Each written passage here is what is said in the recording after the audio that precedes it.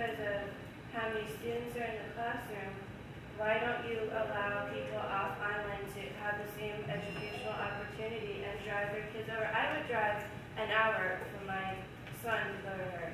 So if that is a problem, I'm sure there are many other families like me that would take that extra time to come here. And I'm sure that some community involvement with raising money and helping with that situation. But for the little ones, if you're not having the Munchkin programs, what other program what money is that going into instead of the Munchkin program is what I'm wondering. And it's just such a blessing to everybody. I mean, I can drop my kid off and not worry, and my heart is not like broken every day. And that is something that you guys should be so proud of. We are. Well, then why is it going away? I mean, I just think that's the biggest plus of this island. If friends really cared, where were you Monday morning when Miss Laqueta was crying? We all had to find out that Munchkin is ending in May. Where were you? We went over to your office. You weren't even in there. You left her there crying, having to tell every single one of the parents that there's no more program. Well, I never sent a letter. You didn't do anything. You left her in there by herself to deal with this. Well, I met with Ms. Laqueta on Friday and why did you send a letter to the parents on Friday?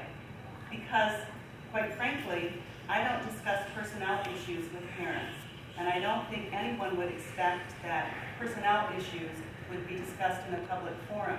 I can tell you, and what I told Ms. Laqueta, is that we are looking for alternatives and trying to figure out what we can do with the Munchkin program. And that at this point, at this time, it does not appear that the Munchkin program will continue in the fall. That does not mean that it won't. That means that I'm trying to let people know in a very humane way of problems that we're facing and issues that we're having. And I think that there is nothing set in stone at this time. This is meant as an informational meeting to let you know what Rosa, myself, Timmy at the Child Care Center are all trying to do to keep these programs for the community. How did you inform the community about the Munchkin program or the lack of need of Munchkin program, the lack of funds? How did you get that information out to the people? It's new information, quite frankly. You had it on Friday.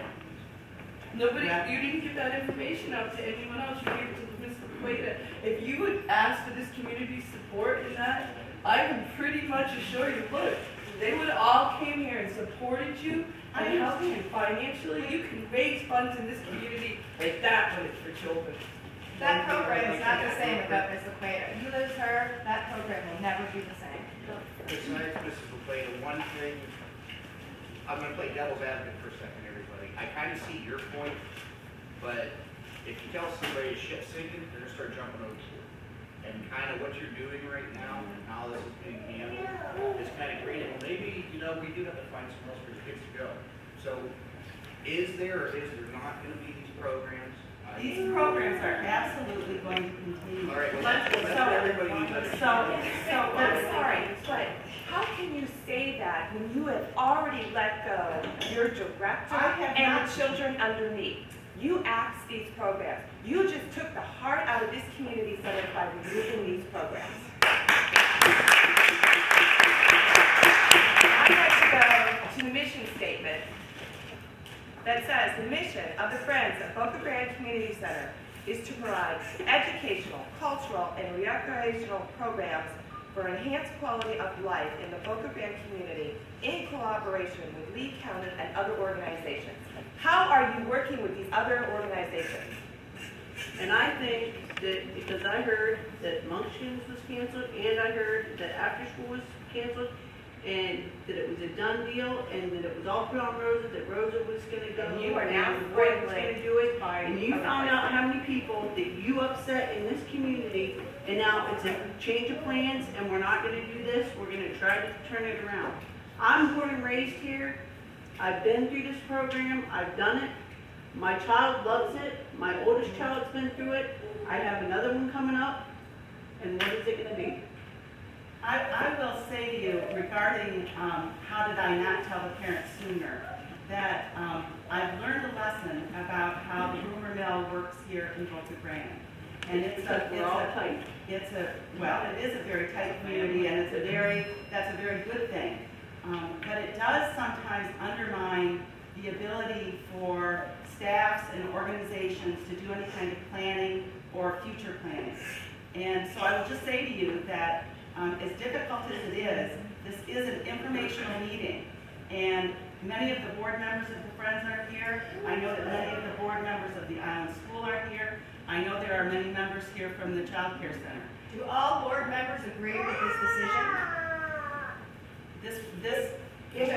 It was a unanimous board vote. Every single one agrees to cut this program. No, it was not agreed to cut.